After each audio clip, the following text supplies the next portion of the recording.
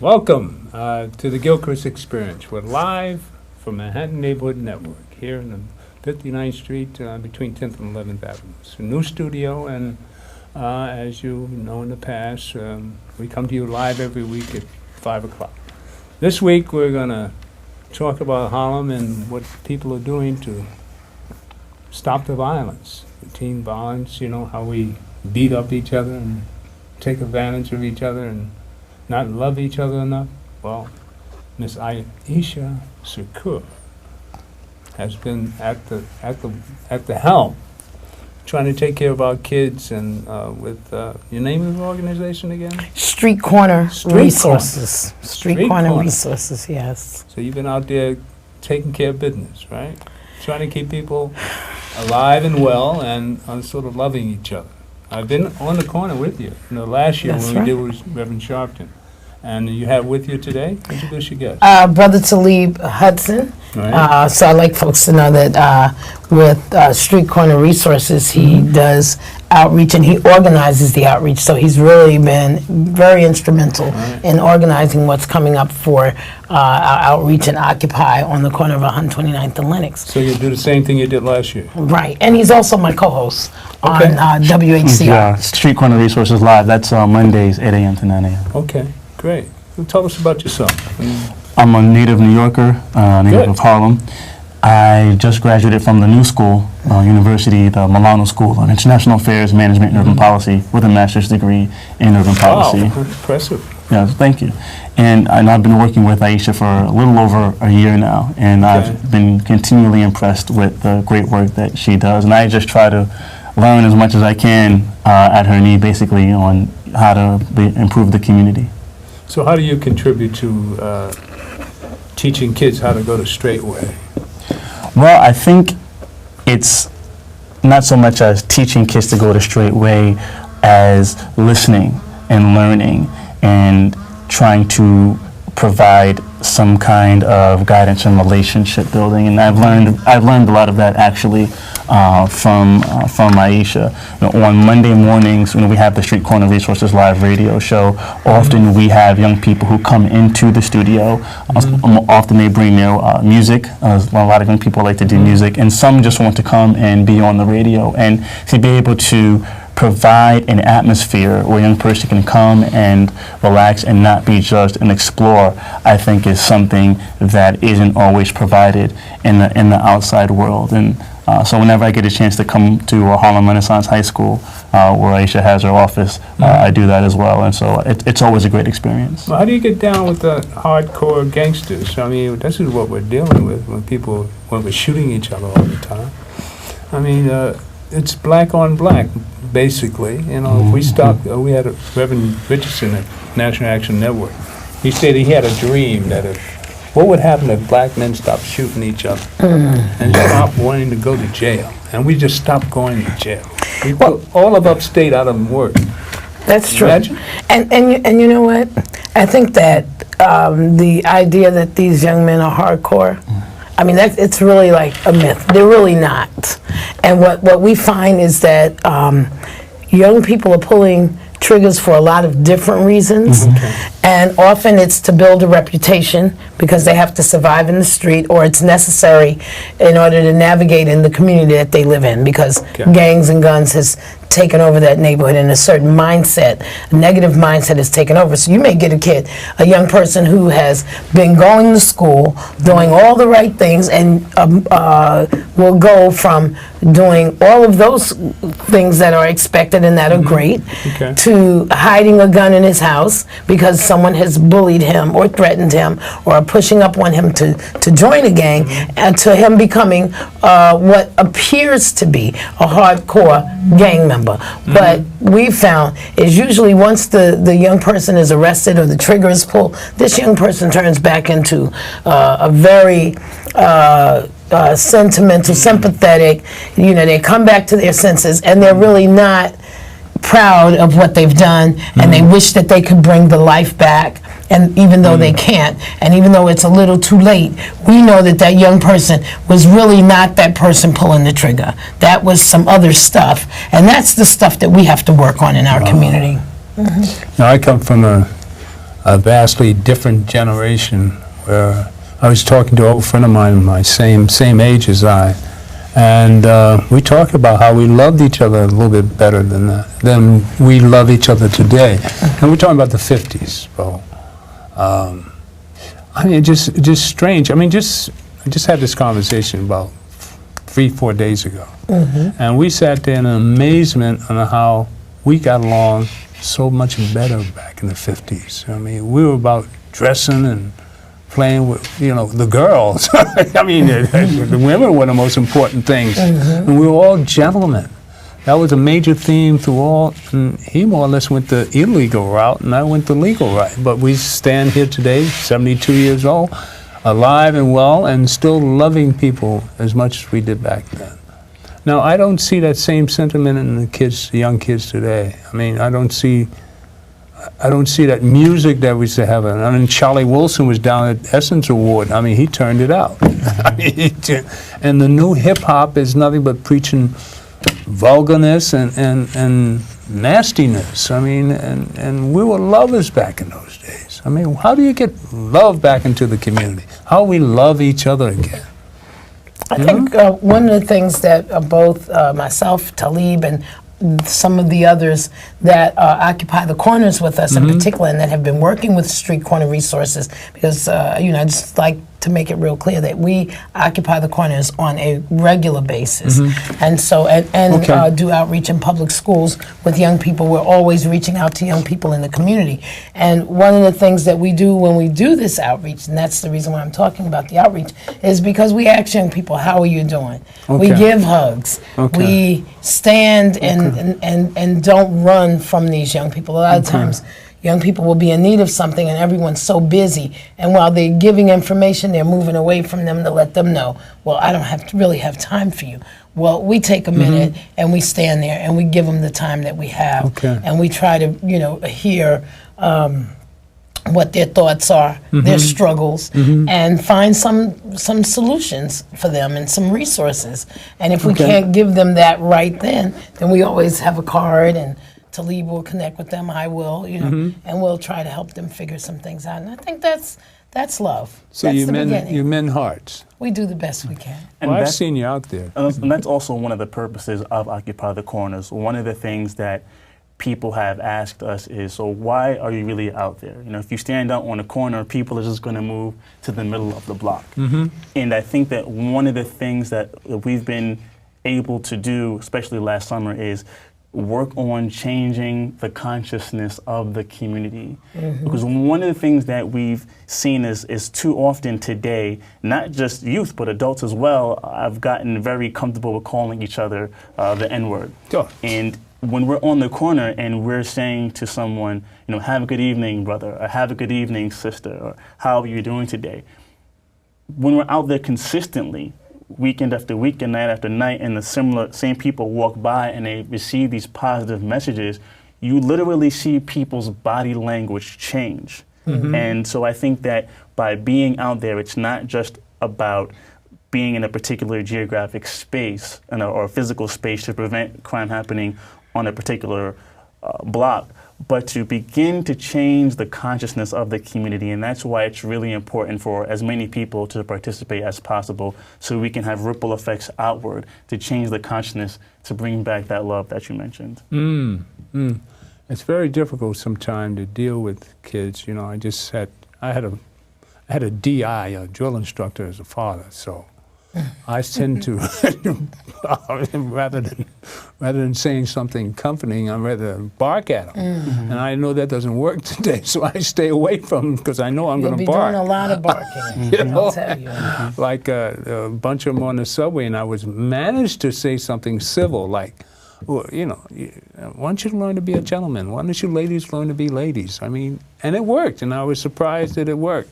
So I've redeemed myself and decided not to bark and try a different approach, as you're so successful at. I think that's great. That's what needs to happen. We have to talk to our young people. Yeah. And you know what?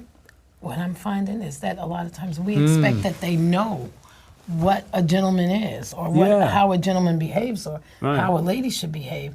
And if that was not taught in their household, and if that was not reflected anywhere in the areas from which they came, which they were being reared, then you can't expect that to be in their spirit or their mindset as behaviors that they should emulate. So we have to also be the best that we could be. We're not all perfect. Show them how. Yeah, we kind of show them how and be willing to you know, to hear I'm from coming them. along. Yeah, we're all coming along. I'm getting a little better. We want to fix them like right away. I just can't stand showing your drawers. I mean, I just want to smack them. Yeah, I just can't stand it. I mean, just... Yeah, well, you know, I remember wearing the maxi coat with the hot pants under it. You know, my mother said, but "Don't wear those hot we pants wanna outside." We want to see. Right, but my mother didn't want to see that. So, you know, but we want to see. Each generation has its ills and things that they need to work on. There may be a few more things happening with this generation than we're accustomed to seeing. So. But to look like a slob most of the time, I mean, my goodness. Yeah, but I do want to reinforce the point that Aisha made, that youth, really people of any age, but youth in particular, are extremely impressionable. And we heard a lot from adults on the corner last year saying that youth were, you know, they didn't dress well, they did this well, didn't do that right. Well, youth are really just a reflection of the adults that are in their lives or the adults that are not in their lives. That's right. And, you know, I have, you know, that live with me, four, I have a niece and 3 nephews. And I see how important it is not only to be patient, as you're talking about, but also to show love. And I want to give my love to my niece and nephews, in case they happen to be watching the program. But, you know, one of my nephews, whenever he sees me ironing my shirt in the morning, he always asks me, "Why are you ironing your shirt? Why are you ironing your shirt?" Hopefully I don't look too wrinkled today, but he always asks me, why are you ironing your shirt? Yeah. You know, and I tell him, you know, I want to look professional. I want to look a certain way. So why is it important to look a certain way? And it's important to be able to sit and have that dialogue and say, look, this is what's important. This is a certain way that one should look and present themselves and behave. And they know that if they ever saw them walking down the street with their pants hanging off their butt, they already know the consequences. Okay. So. Well, that's fair. All right. You know what we're going to do? We're going to take a little stroll down memory lane and show you what this is. Iesaha. Now, Iesaha. Tamika Mallory from National Action Network. Okay. Occupied the corners last year. I think it's. Last year this time, around the 20... August 17th, I think this one. So roll in and we'll start taking phone calls if anybody wants to call in. All right? Thank you. Do that. Everyone, my name is Tamika Mallory and I'm the National Executive Director of National Action Network. First of all, I want to thank all of you for being out here. Hello, Mr. Montgomery. How you doing? I want to thank everyone who came out tonight, all of you who heard the call, and those people who have already been out here for welcoming us into your space. Because people like Iesaha, Sekou, and others have been out here doing this work for a long time. That's right. And we appreciate you for partnering with us, Iesaha, and the Reverend Vernon Williams, and the Erica Fords, and the A.T. Mitchells, and all the people who are on the ground day to day that are really the only thing between the trigger and the finger. They really are that. That's how serious it is. We have not done an inventory and a self-analysis, and therefore dealt with the purpose in our community. What are our institutions for if we can't address the violence? I sat in the funeral home and helped to plan the funeral of a 4-year-old baby, a baby. Cheyenne Norman's baby, Chris Morgan Jr. hurt me to my heart to help pick out the casket for this baby, and they couldn't find the right size because he was so small. I sat there with Dominique Sharpton and others and watched this mother keep getting up to go outside because they were asking her business questions about burying her baby.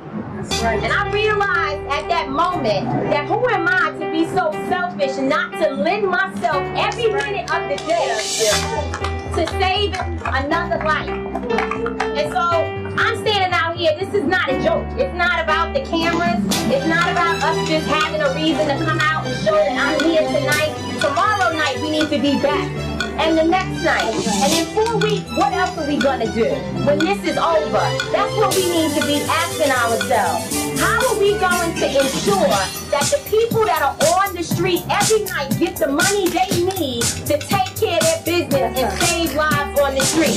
I'm very serious that we need to expose any and everybody who is not working every day on saving our children's lives. Because the children were dying on the Upper East Side, the city would be shut down. And it's because the kids look like us, and that's why it's acceptable. But it shouldn't be acceptable for us. And so that's what being on these corners is about. Reverend Sharpton said, if we can't get the picture, that we gotta get up off our behinds and stop sitting in our homes, let's go out to the corners and pull our people out. And that's why we're out here tonight. So I'm glad to see all of you out here on the night that people found out Reverend Sharpton was gonna be here on this corner tonight. But tomorrow night, where are we gonna be?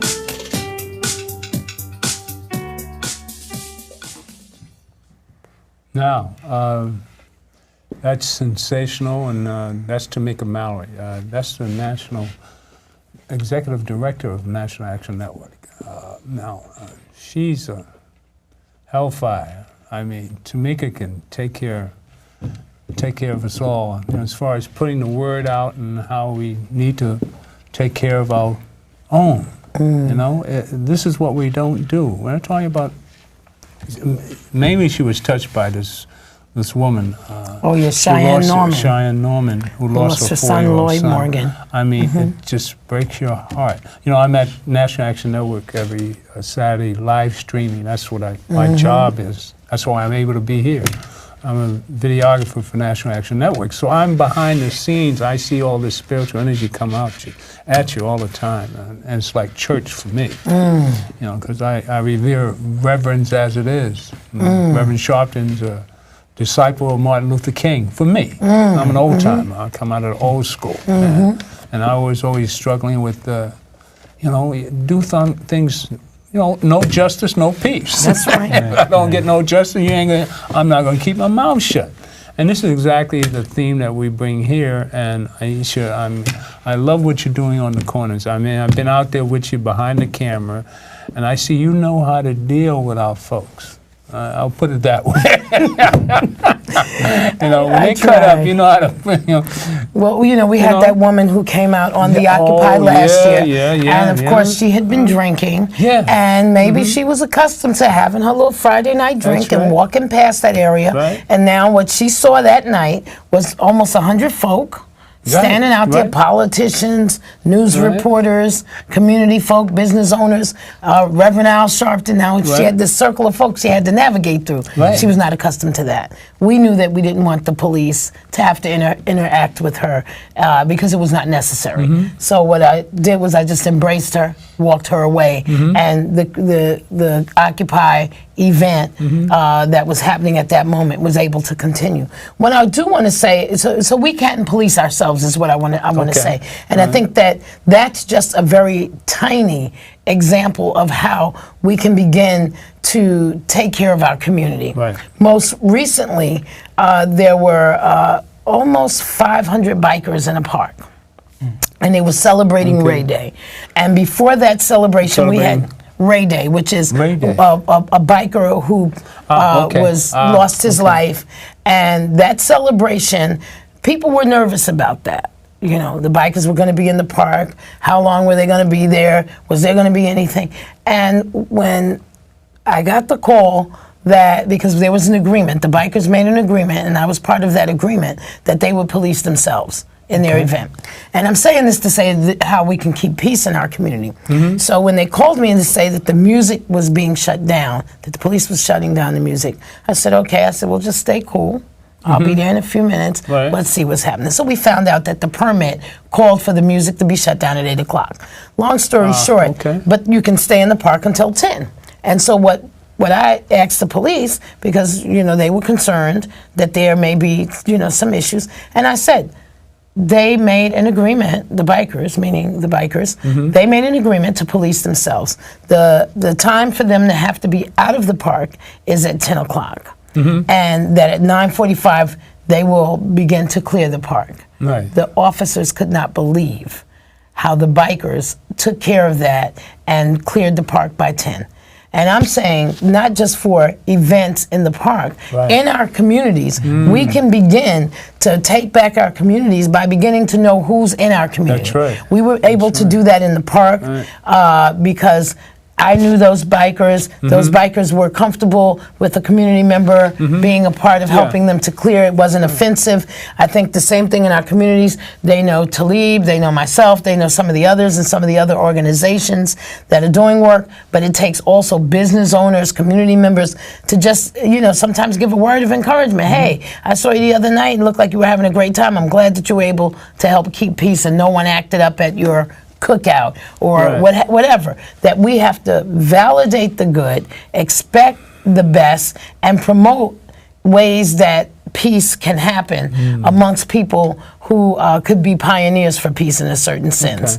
Kind of like you almost have to appoint other people to help promote the peace and make sure that things stay safe. Yes, And it's very almost much like so. giving people permission to take their control back in their neighborhood. Well, we should know that we have to take control back because we see this stop and frisk is completely out of hand.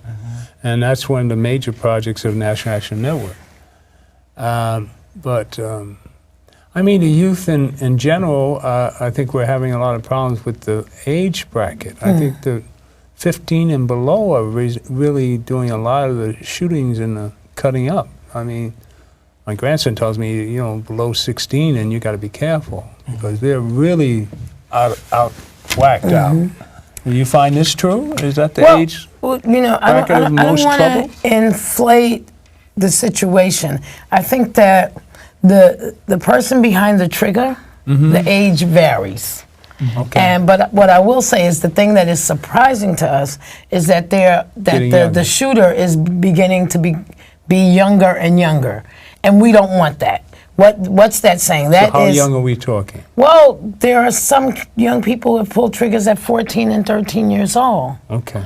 Or they may be the one. I know someone was telling me the other day that their son or what have you said the reason why the kids gave him the gun to hold was because he was the least likely suspect, the least likely to be thought to have the gun. That's the first thing. Right. The other thing is the 13-year-old is oftentimes left with the responsibility of either taking care of the younger brothers or sisters. Somebody could be getting bullied. He could be bullied.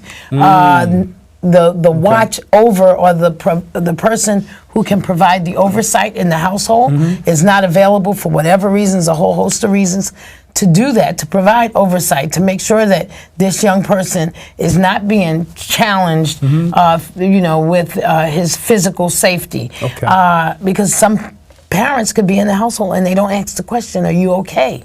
Right. What's going on?" Right. And they don't know what's going on until they're either at the morgue or they're at the prison. And those numbers are getting younger. It used to be that the shooter was, 18, 20, a grown person making a decision. There were arrests made in the Cheyenne Norman case. Right? Those young people, I saw them in court. How old were they? The young man that I saw, I think he was 17. 17. Yeah, and another one was like 16, I think. Okay, 17, I may have 16. the ages wrong, but I know that they were young. So I know one was 17. And I have to say a big shout out to young people from Harlem Renaissance High School and other community members that put on the IMP shirt. And we went and we stood in court. Some of us could not fit in. I gave up my place inside the courtroom so that young people could be in there. They wore bright yellow shirts that said IMPs. And actually that day, the shooter was asking for bail and was denied bail. And I think a lot of it had to do, I'll just say that, I know that a lot of it had to do with the presence of other young people, his same age, in the courtroom, standing up for peace with shirts that said IMPs. Now, if there's one situation where that should wake up the entire community, that's right there with this case here with a 4-year-old being killed in the middle of a celebration for another killing, Yeah, wasn't it? it was like a celebration of the life of another community member, a young person. And That here had we died in a similar situation at a have a similar situation at a basketball game. I think. basketball game. And this is why we have to really, Talib and I talk about this all the time. We have to figure out more ways, have more dialogue about policing our communities. And when we know that there are guns in our community, and we have to say it, people are afraid to say it, we have to watch that. What is it? I mean, in any of these We large have events, to do something I about mean, you that. can't go out in the street anymore. Every time you have people mingling together, and we used to go out and party like crazy. Nobody shot. I understand July 4th there was in Morningside Park. There was a shooting. Yeah, a kid having fun supposedly shot off a gun.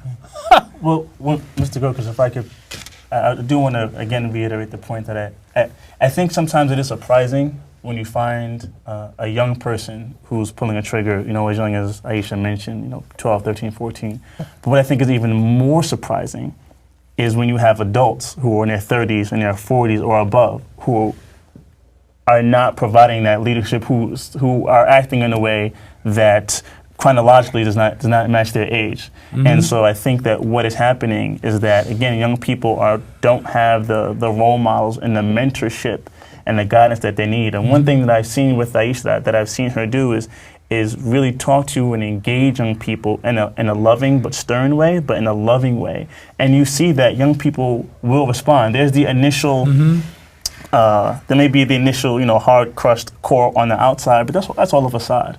That's all a facade. Young people really want relationships. They want relationships with caring adults. And the point that you mentioned about not being able to go outside, I think that we have to remind ourselves that, if you go into the mindset of someone who's 12 or 13, in some neighborhoods, not just in Harlem, but in neighborhoods all around the city, they can't walk 1 or 2 blocks over because they know that someone else is going to get them. So then they say to themselves, well, what am I supposed to do?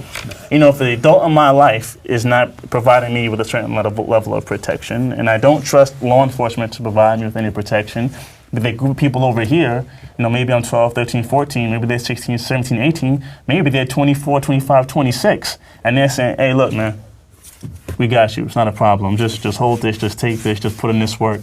Everything, we'll take care of that. Well, an older person like myself, I see it all in the music. I mean, you weren't calling women hoes and bees back in my day. I mean, you got smacked down by your mother. Exactly. Or your aunt next door, or just a strange woman. What are you doing? I mean, it's just a disrespect for women. I mean, and the women don't even respect themselves. I mean, how do you expect anything? And I think, again, a lot of domestic violence on the occupied. I mean, talking address about that. issue. Address, how do you deal with the women not being respecting themselves? So when we do the Occupy on 129th Street and 7th Avenue, we're going to have brief workshops that we're calling Street Corner University, in which we'll engage in community issues. So the one we have coming up this week is how to protect your children from gun and gang violence. Now, when is this? This week? This Weekend. week. We'll be out on Friday, and we'll be out on Saturday on 129th and 7th Avenue. And we really hope that the entire community comes out. We start at 9 o'clock. And we are asking, there's no dress code. I mean, you can just come out. Just come out, bring your family, your friends, call up 20 people. And tell them to meet you on the corner of 129th and 7th. And it's not just to stand there and just to be there, but it's there to bring a certain energy, to share ideas. Talib put together a schedule of some of the things that are going to happen, him and other people on our team. And I know it's going to be exciting and fulfilling for our young people, as well as for the adults in our community, because there's dialogue. And again, we need to begin to talk to each other. We need to know how the old school folk think, so that young people know that and understand what that energy is. And then to hear the voices of our young people as well, and to see what their concerns are, because last year they had some valid ones. They were talking about lack of employment. That's a big They were one. talking about stop and frisk and how often they're stopped and frisked just to be in their own neighborhood. And if it's not stopped by the police, it was being stopped by gang members. That's an Really? issue. And that required a good amount of dialogue. I think we talked about that on a number of occasions out on Occupy the Corner. So when we talk about that, it gives us an opportunity not to justify or validate stop and frisk because we don't, but to say that we need, for those young people who are not engaged in that, to be the ones that call other young people to peace. Because doing that will make a community that is not just safer, but feels safer. Do we have for a phone everyone. number up? Is there a phone number? I thought we put a phone number up so we get somebody to call. Huh? Do we have a phone number up? Okay. Wonderful. Any calls? No. All right. If I may, I wanted to address the point you made about the music, and to a large extent, I wholeheartedly agree with you in terms of the nature that we see in the commercialized music today. And I think that the culture of hip hop that started in the 70s and 80s has now become the industry of hip hop, and working with the young people that make music in the IMP studio that Aisha's been able to build. Young people come and they say that sometimes they make music with certain content because they think that that's the only way to do it. That's what people want to hear. That's what people want to hear. Wow. And so again, I go back to providing that leadership and guidance for them. And one of the things that I think is great is when Aisha provides an opportunity for young people to make music that is positive and that has a uplifting and healing impact on the community, and we play it on the radio. Yeah, I have to give a shout out to Councilwoman Inez Dickens for seeing it. Her and her whole team, Jamila and Jarrell and all of the other folk on her team, Mr. Leslie White, because I would stop by the office and say, we need to get this music studio built out. We need it funded. Young people are sticking to it like glue. Young people who didn't come to school on time at Harlem Renaissance High School began to come to school on time. They began to make music that went from put the chrome to the dome, which means put the gun to the head. They would initially want to come in there and create that kind of music. To now they're creating songs that talk about their peace. Wow. So I have to really say thank you to Councilwoman Inez Dickens and the whole New York City Council for seeing it fit to fund the Street Corner Resources IMP studio at Harlem Renaissance High School. So we're really proud of it. So maybe the next time we're on, I'll bring some music and we can play it. I'm glad to hear things like Yeah, this. I'm proud of our young people. They and a good number of them that were involved with the studio, in the initial setup of the studio, have graduated.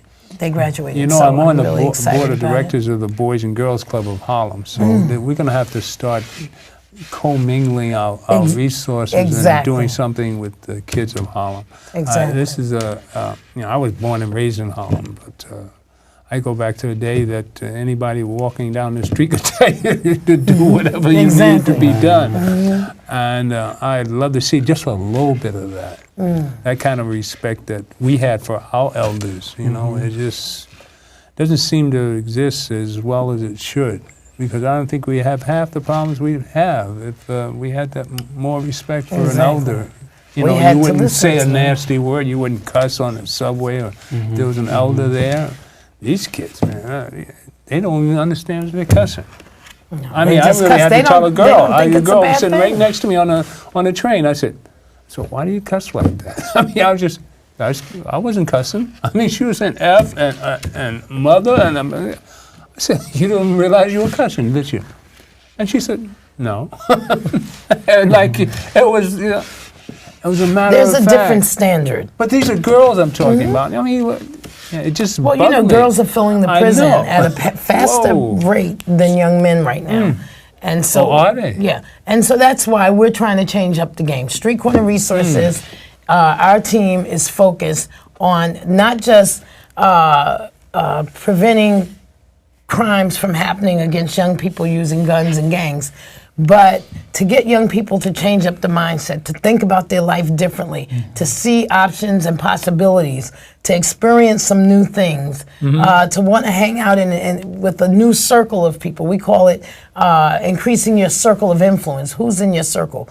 Who's in your circle when you're a young person, and even when you're an older person, tells who you are becoming or who you are. And you know, back in the day, my mother used to say, well, who you run with is who you be. That's right. Right? That's so, right. you know, if you want to know somebody, look at who they flow with. So it's the same thing with young people. And we don't want them to exclude young people who are not doing the great thing, but that you bring them to your higher standard in your circle of influence, where young people are creating music, graduating from school, attending school every day, and that the competition is how many days during the week you went to school, right. whether or not you passed your regents and what your score was on the regents. Those kinds of things. Like at least say, well, you know, I'm going to try to pass all my regents. I love that conversation, even if they don't. Even if they don't pass single thing, and it's not perfect, but that they reach for the highest point and that they encourage each other to do that. And so we're trying to get young people to look more at their own life and how they can enhance it, and that they can, to see that there's possibilities. So that's what we're working on. You have an elder in our community at 32. I know, Talib. And you, as an elder, you've done your thing, and I assume that you've got the education that you thought you needed. And now you're giving back to the community? Well, he has a master's. Yeah, that's what I He just mean. recently got in, or I'll be quiet, but you Yeah, gotta say that part, that's in urban policy. So I'm how was really your school excited about debt? that. Well, I think that's a bit of a topic for another show, but that's why I brought it up. Right. Well, the debt is. Tell us how you deal with that. How do I deal with that? How do students in general? Because I'm sure a lot of young people out there, having accomplished what they felt it was necessary to survive on the planet, much less be prosperous. Well, you come out of school with a yoke on your neck. Right. Well, before I answer that question, I do want to say that you mentioned that hopefully I got the education that I needed, and while my academic training, I think, has greatly enhanced, my ability to have a positive impact on my community from a policy perspective and having a broader context to see what's going on. I think the real education is listening to young people, listening to people on the street, listening to people who are not even just young people, but adults. For example, I was walking down 135th Street just the other day and ran into Mr. Russell Schuler, who runs youth education through sports, and just listened to what he was saying. Because again, he has a great wealth of knowledge on which to share. So I think that's where the real education comes in.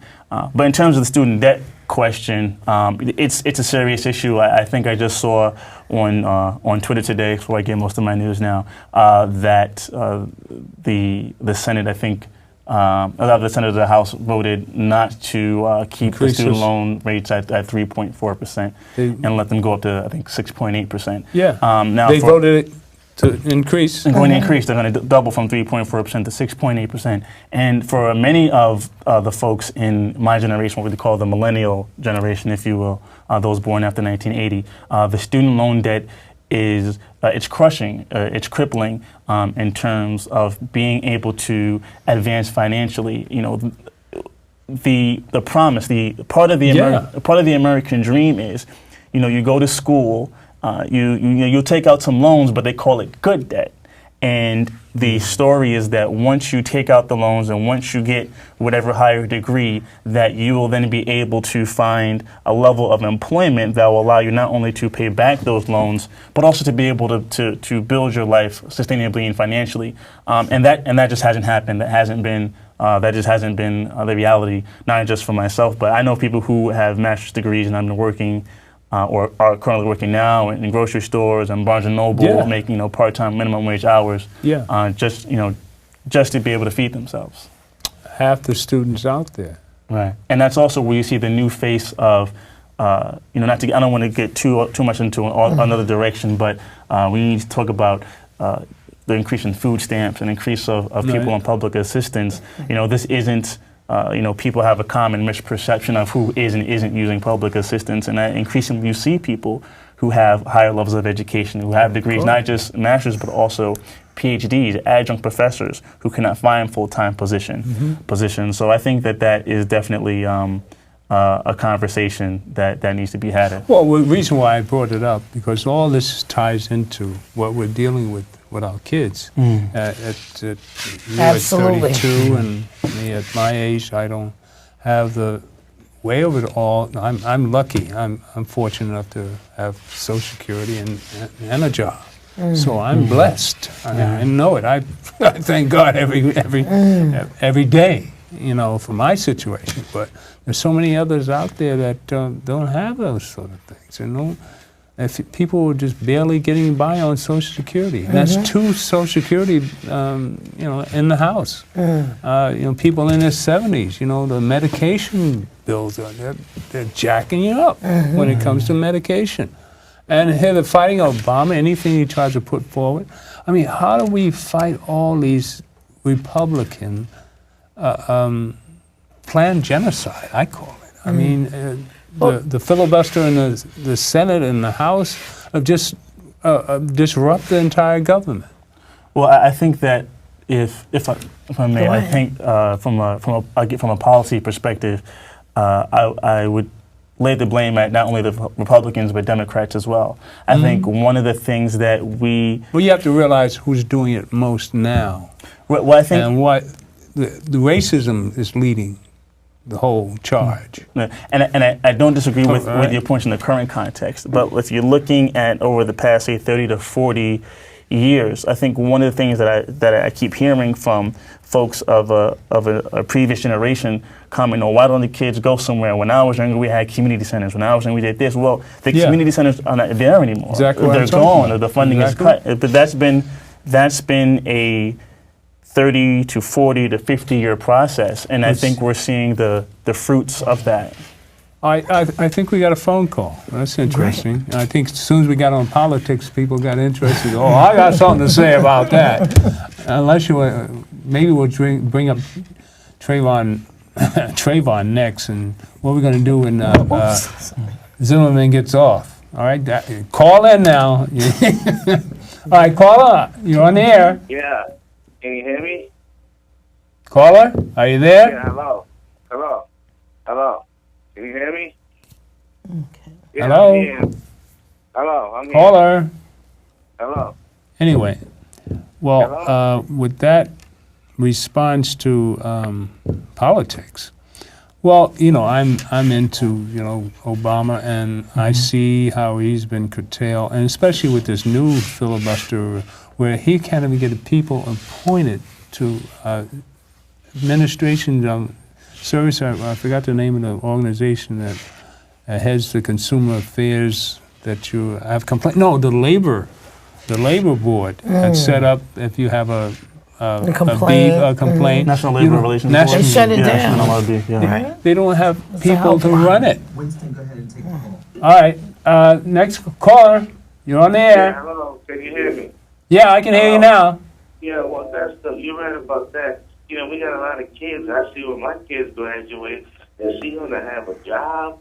And you're right, there is a lot of racism playing with it because they don't want to give Obama nothing. And even the bills, all they want to do is they don't even pass bills to for the communities or get the city fixed up or whatever, because all they worry about is campaign fundraising, get their money into these private interests and all this. It seems like to me, and it's all about building your war chest. Let's get Obama out of there, right, so we can get somebody else in there that looks like us and all this. And it's a damn shame he's a black man. I mean, he's trying to do what he can do, but those racist factors in the white and the Congress don't want him to have nothing. That's I right. ain't talking about a second term. Now, if anybody black believing in something different, then they got to be crazy. Lady. Well, they're exactly my sentiment. We can see what's happening. We know exactly what the deal is, but it's not very much we can do about it until the 2014 elections. And then, we just have to we have to vote. And I see it on this program all the time. I don't care what age you're, if you're the age to vote, pay attention to what's going on around you, especially for the mayor this year. Let's make we have to make voting part of a family ritual. Actually, that I mean, come on. Right, when you got to there's an change it. election. You want to change the situation. You want to stop and frisk. You have to change up who's in office. You have to, absolutely. You have to vote. And you have to get young get people. to the You want polls. to do something about your student loan. Make jobs more available right here in New York. Absolutely. All right, do something like that. If we come together as a team, we can go bang on the door of the federal government and change the system where the interest rates don't double. Who benefits from doubling interest rates? The big banks, Republicans, the Illuminati, 1%ers. That's what the kids need to hear. And they know about the Illuminati. Yes. I mean, we adults don't know about Illuminati. But they know. Illuminati, they don't know. It's a demonic force. All right? They rule the planet. The 1%ers. Have no doubt about it. They exist. And you'd be surprised where they are. You got another call? All right. Thank you. Hello, am I speaking? Yes, you're on. Okay, listen, there are quite a few things that you should be talking about, and I think more realistically, I think the young brother to the far right, when you take a look at the screen, has got his head together, and I'm very sorry, but he supersedes the host of the show. What are you talking about? Yeah. Okay, let's start from the beginning. We spoke about Obama. And wait a minute. Will you tell us what you do? Yeah. Well, wait, let me get my thought out, and then we can discuss it. Okay? Obama, when he went for the healthcare situation, he never dealt with the single payer. The single payer is the best medical healthcare situation, and consequently, what would have happened is that no matter what you were, whether you were a student, whether you were a union person or whatnot, it didn't make any difference what type of employment you had, or if you didn't have any employment, you would be covered by health care, like some of the other first world countries. Can I ask you a question? Why didn't he get it through? First of all, if you remember, he said I do remember. The single payer was not even on the table. Why couldn't he do that? No. He said that. Well, why he couldn't get it through? Look what he did. No, wait a minute. When he came in, he had the majority in the House and in the Senate. He had the majority, okay? And he waited until later on, when he didn't have the majority, to try to deal with the health care. He should have been ready to jump in there with a whole bunch of things. And what do you do? We don't need. What do you do? What? What do you do? What do I do? What do you do? I'm doing a lot of things. I'm doing some things politically, and I'm doing some things on an educational level. You didn't answer my question. What do you do? What do I do? I supersede you this year. This year I'll be 80, approximately 7 years older than you. Okay. So if you want to go there, we can go there. And of course, I'm going to look for you next time on the street so that I can speak to you directly, so you can know what I'm talking about. Well, why have you called the show?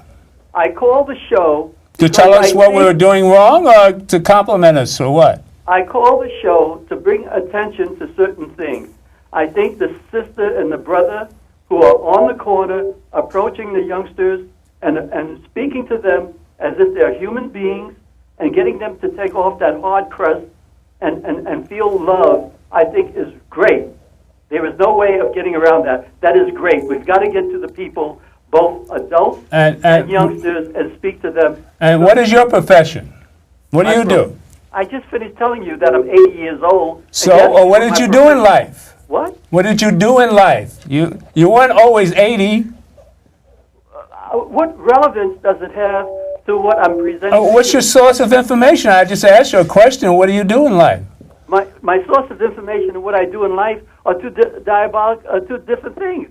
Well, you just have opinions. You don't have any other source of. What's your profession in life? What's my profession? I am a human being. Number one, I am a radical. A radical is an individual who demands what they're entitled to. Okay? Well, you're lucky you got through on the phone. I don't get your point. If you don't give us yours, I mean, you see what I do. Why can't you tell us what you've done in life? Wow, I've been a tenant organizer. Okay. I've been able to take tenants into court and hold their hands because as much... Are you a trained lawyer? No, I'm not a trained lawyer. In fact, they threw me out of court because the lawyers for the landlord said these people are practicing law without a license. What did you make? What did you do to earn a living? And the relevancy to what I did to make a living is I don't understand the question. What's the relevancy? All right, next caller, please. The relevance is I thought you might have been a teacher or something. You don't want a firefighter? Who knows? A policeman? I don't know. That's all. But let's have somebody else, all right? Thank you for calling. Hey, Brother Gilchrist. All right. Hey, Brother Gilchrist. Yes. Hey, man, peace and love, man. How you doing? Peace and love. Hey, great show. Thank you. Say hello to your guests. Uh-huh. Peace. you Good doing? evening. I see you guys are covering topic of our good brother Obama and Trayvon Martin, correct? Yeah, we can talk about Trayvon. Okay, but real quick, I've called before, Gilchrist, and when you get, I want your guests to hear this, go to your computer and punch in VaticanAssassins.org. Say again? Take time and read that. Did you hear that? VaticanAssassin.org. Oh, okay. Now, what Is that Illuminati? are these on? Is that Illuminati? If you read it, you'll make up your own mind about what you're going to read, okay? Vatican Assassins. The next thing real quick is Obama's title is what? Chief Executive Officer. Is that correct, Gilchrist?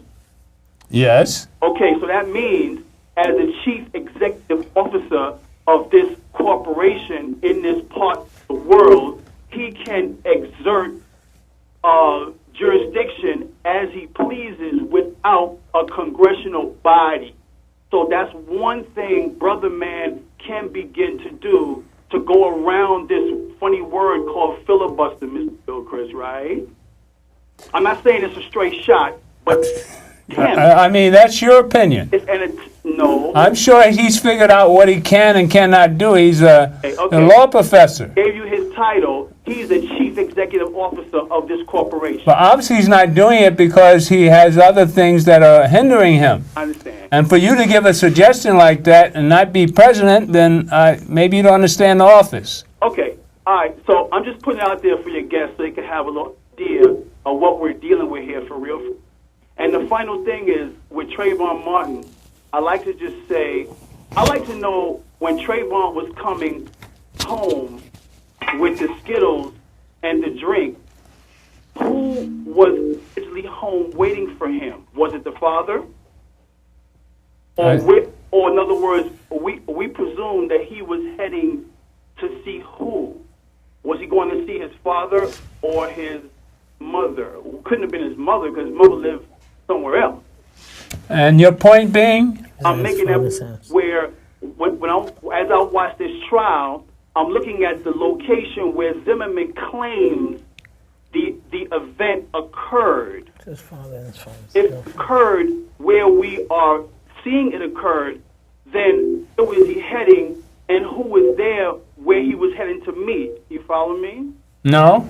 You don't understand? No. Okay. What's your point? Okay, my point is, I like to know where the father was when all this went down. Where was he? He was presumably at home. Right? No, I don't think he was home. Okay, but Trayvon... That was 7 o'clock at night. Right, but which direction was he headed? That's all I'm trying to ascertain. Well, you have the answer to... is this a quiz program or what? Oh, just bring it to light and just asking the question, where was the father? But you called to ask questions or...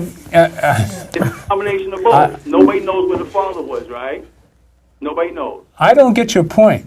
Okay. Were you trying to stump us on a question or what? No, the question is, does anybody know where the father it was. When he he may was wanna in Google. Hudson. I say it was 7 o'clock at night, and I don't think anybody's ever mentioned where the father was. I think he was on his way home Yeah, or they were something. supposed to be watching, from my understanding. They were watching a a game? basketball game Yeah. together. It was And he halftime. was staying at the father's house, right. with the father. The father. But the and father father's wasn't home at girlfriend. that time? That's what I'm understanding. You know, you All may right. be able to use your time better But finding that on, you're saying on a Google. 17-year-old kid can't go to the store at what's the 7 point? o'clock at night and come Yeah. home by himself, He's a and his teenager. parents aren't there. This is normal He's overlooking, he's probably babysitting his younger brother, who he went to the store for. Yeah. All right? So they're sitting there watching it. It's only 7:15 at night.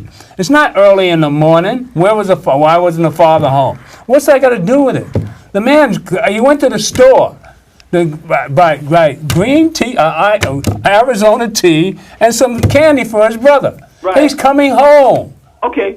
He's going home. That's what he's doing. And this punk gets out the car and looks all weird.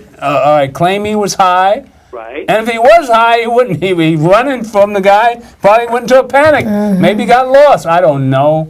Where was the father? What does that got to do with it? The boy's allowed to be out at 7 o'clock at night. Right. The father don't have oversee. Maybe he had to be home by 9. Maybe this is 7:15 at night. Right. So if the father not home, well, what's that got to do with anything? I miss your point completely. All right. All right. Well, just keep listening, and it'll all come together soon. Okay, brother. Listen. To love. Oh, you think that's the key point, that the father wasn't home? No. You got me completely snowed there. No, not at all. Do you call often? Huh? Do you call often? Do you have your own quiz program or what? But no. It's program. You got your own quiz program. All right, I got stumped on that one. You'll see what happens on the Gilchrist We experience. gotta learn how to be a little more inquisitive people. I beg your pardon? We have to be more inquisitive as a people. Peace and love. That's what you say. You know. All right. I mean, I've been baffled a lot in life. You know, But that was beyond. Where was the father? Yeah, Does that like, mean anything? It doesn't. I don't understand. It's 7:15 at night, and the And father's I not sure in hope the house. it's not to blame the father. I'm hoping that that's did you not get what anything that out is of that? about. You know, but All this where we brilliance- could use him and his energy, if he's in New York, we're going to be occupying corners. Yeah, well, come help on somebody. 129th Street Yeah. and 7th Avenue. And what he may want to do is come out and be present, because a lot of these Yeah. kids need a father, a male figure, Oh, we got 1 minute present. to go. Oh, so my it would be goodness. great. He can come out to All occupy. right, we know where they're coming, right? Friday, 129th Street, 7th Avenue. Oh, wow. Saturday, 129th Street and 7th Avenue. We'll be out there at 9 o'clock. Bring your energy. Hey. It doesn't cost you anything. And you can come and be a father. Hey, Yeah, I why might not? come and bring my camera. Yeah, And we should why tell not? people, follow us on Twitter. You can look up Street Corner Res on Twitter. We're also on Facebook. Go to Street Corner Res in the Facebook search box. You can find us at streetcornerresources.org as well. And listen to us on Street Corner Resources Live on WHCR 90.3 FM on Monday mornings from 8 to 9. And I'd like to thank everybody for coming today. It's been a pleasure. The Gilchrist Experience is always here to answer questions, but please ask a question that makes sense. All right? The God in me loves the God in you, and the devil in me is at peace with the devil in you. That's for my caller. Peace, brother. It's great.